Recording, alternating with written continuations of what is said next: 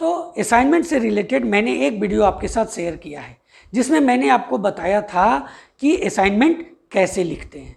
दोस्तों मैंने आपको उसमें बहुत से बारीक चीज़ों के बारे में बताया था असाइनमेंट से रिलेटेड। दोस्तों आज मैं जिस ट्रिक की चर्चा आपके साथ करने वाला हूं, यानी कि असाइनमेंट लिखने में जिस ट्रिक का इस्तेमाल आपको करना है, उसके बाद आपको असाइनमेंट में इस ट्रिक का अगर आप इस्तेमाल कर लेते हैं तो आपको असाइनमेंट में मोर देन 90% मार्क्स आएंगे दोस्तों, यानी 90+ मार्क्स आएंगे। अगर कम भी आते हैं तो 84-85 से कम नहीं आएंगे। ऐसा मैं इसलिए कह रहा हूं कि मैंने बहुत से स्टूडेंट को इसके बारे में बताया और उन्होंने इसका इस्तेमाल किया, और आज जब वो रिजल्ट मेरे पास लेकर के आए तो मैंने देखा कि वो ट्रिक काम कर गया। इसलिए मैंने सोचा कि इस ट्रिक से आपको भी अवगत करा देता हूं। दोस्तों मैं आज जिस ट्रिक के बारे में बात करने वाला हूं वो बहुत ही इंपॉर्टेंट है जब आप एक असाइनमेंट को लिखना शुरू करते हैं। दोस्तों पिछले वीडियो में मैंने आपको क्या बताया था कि जब आप असाइनमेंट शुरू करते हैं तो पेज के दोनों तरफ हाशिए छोड़ें, प्रस्तावना से शुरुआत करें। प्रस्तावना क्या होता है, यानी आप आंसर की ओर कैसे बढ़ते हैं, बीच में आप आंसर को और बेहतर करते जाएं। दोस्तों साथ ही मैंने आपको बताया था कि जब आप असाइनमेंट लिखते हैं तो आप जैसे एक चर्मकार जूता बनाता है उसी तरह से आप एक जूता बनाएं, यानी ऊपर से सुंदर और नीचे से उसका सोल सुंदर होता है। बीच में क्या भरा रहता है, ना आप देखते हैं ना हम देखते हैं, हम उसी आधार पर जूते को खरीदते हैं। तो बस आपको असाइनमेंट में भी यही काम करना है। पिछले वीडियो में मैंने ये चर्चा आपसे की थी। हाँ, आज मैं जिस चीज़ के बारे में आपको बताने जा रहा हूँ कि किन किन बातों पर आपको और ध्यान रखना है, मैंने आपको एक चीज़ और बताया था कि अंत कैसे करते हैं, निष्कर्ष के साथ। आप शुरू में प्रस्तावना करो, लास्ट में निष्कर्ष दो। आपका असाइनमेंट और जितना वो मांगता है, अगर 500 वर्ड का है तो आप 450, 500, 550 तक भी अगर आपका जाता है, 550 तक वर्ड में भी आपका जाता है तो कोई फर्क नहीं पड़ता। जिस चीज़ का आज मैं जिक्र कर रहा हूं वो है कि हमें असाइनमेंट को लिखने में क्या करना चाहिए, किन बातों का ध्यान रखना चाहिए। तो दोस्तों सबसे पहले आप ये जान लें कि जब आप असाइनमेंट लिखना शुरू करते हैं तो आपको आपकी राइटिंग बहुत ही सुंदर होनी चाहिए।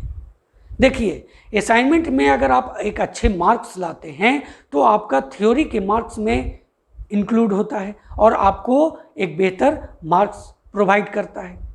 देखिए जब आप एग्जामिनेशन में बैठते हो तो आपके पास मात्र 3 घंटे होते हैं। अब 3 घंटे में आपको वो 5 क्वेश्चंस लिख देना है। अब यहाँ 5 क्वेश्चंस लिखने के लिए आपको 1 महीने 1.5 महीने का टाइम मिलता है दोस्तों, और इसमें आपके पास समय ही समय होता है, तो सजाना तो डेफिनेटली है ना। तो आपको क्या करना है कि राइटिंग आपकी बहुत ही सुंदर हो। दोस्तों मैं एक चीज़ और यहाँ पर कहना चाहूँगा, ऐसे कहना नहीं चाहिए कि अगर आप असाइनमेंट लिखते हैं तो उसमें आपको, अगर आपकी राइटिंग सुंदर नहीं है, आपकी राइटिंग अच्छी नहीं बैठती है, तो आप किसी ऐसे व्यक्ति से जिनका राइटिंग सुंदर है उनसे लिखवा सकते हैं, उनका मार्गदर्शन दे सकते हैं कि कैसे असाइनमेंट को आपको लिखना है, बस उनसे लिखवाते जाएं। दोस्तों बहुत से इसमें क्या देना है, जब आप क्वेश्चन लिखें तो स्केच पेन का इस्तेमाल करें, तरह तरह के स्केच पेन का इस्तेमाल करें। दोस्तों जो पॉइंट्स आप देते हैं उसमें हाइलाइटर का इस्तेमाल करें। इन सब चीज़ों को ध्यान रखें।